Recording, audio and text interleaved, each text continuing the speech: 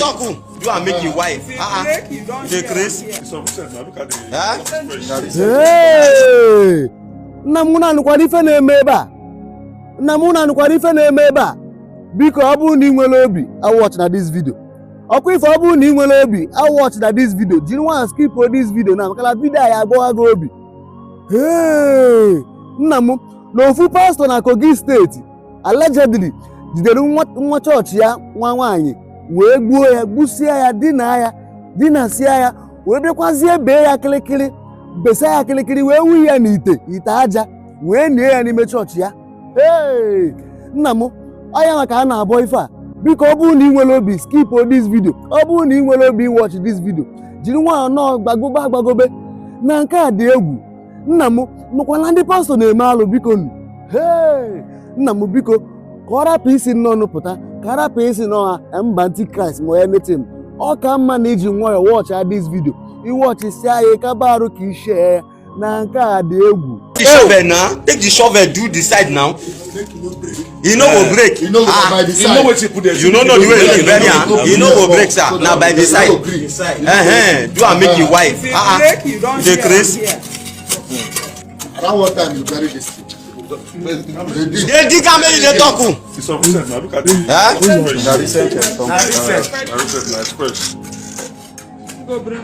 On the night of June 11, 2018, at around 10 p.m., two men walked into Hollywood Hotel in Okene, a well-known hangout spot for commercial sex workers in Adafi local government area of Kogi State. The men were Samuel Oluwasegun and Abdulmumini Yakubu, both natives of the same Adafi local government area of Kogi State. The two men appeared friendly and relaxed as they exchanged pleasantries with the hotel manager, a man known simply as Mohammed. Nothing about their behavior suggested that they were on a deadly mission. They looked like regular customers who had come to the establishment for the usual services offered there. After chatting with Mohammed, the two men made their way toward one of the commercial sex workers at the hotel. Her name was Mercy Moses, a 19-year-old woman trying to survive through sex work. The men approached her and began talking with her. Whatever they discussed seemed to have convinced Mercy to live with them. Witnesses at the hotel watched as Mercy got on a motorcycle with the two men and rode away into the night. Nobody knew that this would be the last time anyone would ever see Mercy Moses alive.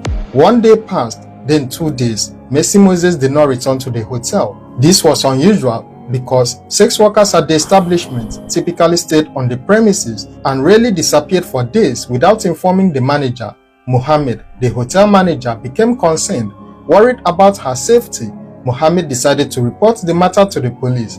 He went to a nearby police station in Adavi and filed a missing person report. The case was serious enough that it was quickly transferred to the State Criminal Investigation Department in Lokoja, the state capital. The police immediately began their investigation, and what they would eventually discover would horrify everyone involved. The homicide detectives at the state CID were experienced officers who knew how to handle serious cases. They began by tracing Mercy's last known movements. The trail led them back to the two men who had taken her away from Hollywood Hotel. It did not take them long for the police to track down and arrest Samuel Oluwasegun and Abdulmumini Yakubu. When the officers brought them in for questioning, both men firmly denied knowing anything about Mercy's whereabouts. They claimed they had no idea where she was or what had happened to her. But the detectives were not convinced. They had dealt with countless criminals who denied their crimes, and they knew the signs of guilty men trying to hide the truth. The officers decided to intensify their interrogation, applying pressure and digging deeper into the suspects' stories. Finally, Samuel and Yakubu broke down, and what came out of their mouths left everyone in shock. The two men confessed that they had been hired to bring a female to someone who needed her for ritual purposes. They revealed that a pastor had promised to pay them a huge sum of 700,000 naira if they could deliver a woman to him. That pastor was Oluwasegun Utaru, the head of the Voice of Canaan Temple, Cherubim and Seraphim Church in Uzuri, Adavi local government area of Kogi State. According to their confession, Pastor Utaru had given them specific instructions. He told them to go and open a bank account where he would pay in the money after they had completed the job. The pastor needed a woman, any woman, for a ritual that he claimed would bring him wealth and prosperity. Samuel and Yakubu had agreed to do the job because of the money. 700,000 naira was a fortune to them, money that could change their lives. So they had gone to Hollywood Hotel, knowing that the commercial sex workers there were vulnerable and that nobody would immediately raise alarm if one of them disappeared for a few days.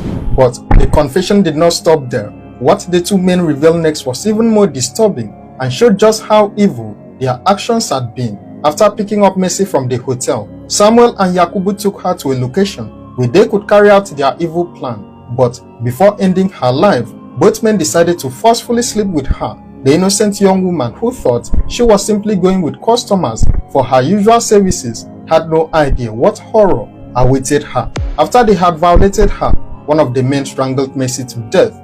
But the horror did not end with her murder. According to Yakubu's confession, after Mercy was dead, he and another accomplice named Stephen, who was still at large, did something almost too disturbing to believe.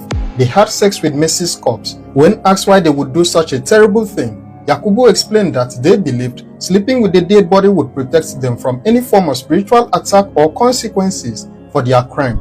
After desecrating Mercy's body, the men then proceeded to dismember her corpse. They cut her body into pieces to make it easier to transport and dispose of the remains. They took out specific body parts that Pastor Otaru needed for his ritual. The men then took Mercy's dismembered body to different locations and buried the parts separately. Some of the body parts were buried inside the church premises itself, hidden inside a local pot inside the Voice of Canaan temple. The rest of her remains were buried in a shallow grave in an area called Uhodo in the same Adavi local government area. With the confessions of Samuel and Yakubu, the police now knew who was behind the murder. Pastor Oluwasegun Otaru was the mastermind, the man who had orchestrated the entire killing. But there was one problem. The pastor had disappeared. As soon as his accomplices were arrested, Pastor Otaru realized that it was only a matter of time before they began talking to the police. He had fled from his neighborhood, hoping to escape justice, but the police were determined to catch him. Using their intelligence network and investigative skills, the officer tracked Pastor Otaru's movements. They followed leads, gathered information, and slowly closed in on his location. Eventually, on June 19, 2018, the police caught up with Pastor Oluwasegun Otaru and arrested him. The man of God who had preached salvation and blessings to his congregation was now in handcuffs, facing charges of murder and conspiracy. Following the confessions and arrest, the police asked the suspects to lead them to where they had buried Mercy's body. Samuel and Yakubu took the investigators to Uhodo in Ugaminana area of Adavi. There, in a shallow grave, the officers dug up the torso of Mercy Moses. It was a heartbreaking moment for everyone present. The young woman, who had been full of life just days earlier, was now reduced to scattered body parts, buried in the ground like garbage. The police recovered Mercy's body in pieces, her head, her legs, her torso, and her hands. All the parts were gathered and taken to Okene General Hospital mortuary, where they were kept for autopsy. When Pastor Oluwasegun Otaru was finally brought in for questioning, he too eventually confessed to the crime. But his confession revealed even more disturbing details about his involvement in ritual murders and his desperate pursuit of wealth. The 45-year-old pastor admitted that poverty had driven him to commit the terrible crime. He explained that he had hoped to raise 2.5 million naira from the ritual money-making process.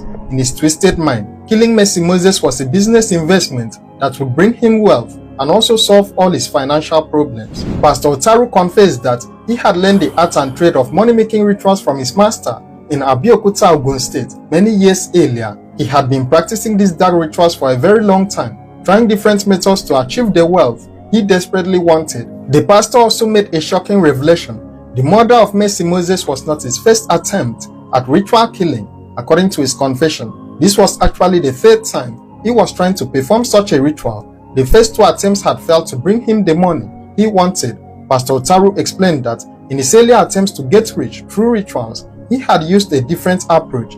Instead of murdering living people, he had gotten his raw materials from burial grounds. He would go to cemeteries at night and dig up dead bodies that had been recently buried.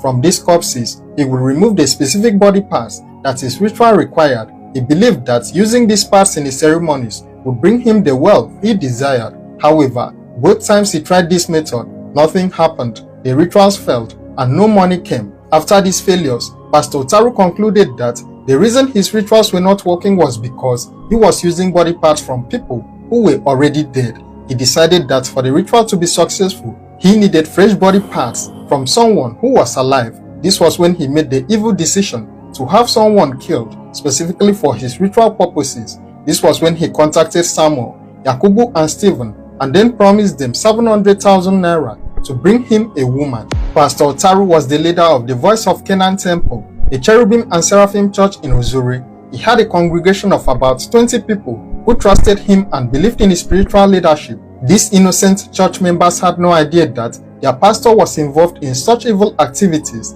The church had been operating for many years, and Pastor Otaru had built a reputation in the community as a man of God. People came to him for prayers, blessings, and spiritual guidance. They believed he was a messenger of God who could help them with their problems. But behind the holy robes and religious prayers, Pastor Otaru was practicing dark rituals and also planning murders. The very church where people came to worship God had become a burial ground for the body parts of a woman murdered in cold blood. Mercy Moses' remains had been hidden inside a local pot right there on the church premises. The police later confirmed that they had recovered Mercy's body in pieces and that all three suspects had confessed to the crime. They also revealed that they were still searching for the fourth suspect, Stephen, who had managed to escape and was on the run. The three suspects were charged in court for their roles in the horrific murder of Mercy Moses. However, there haven't been any reports on their convictions ever since then.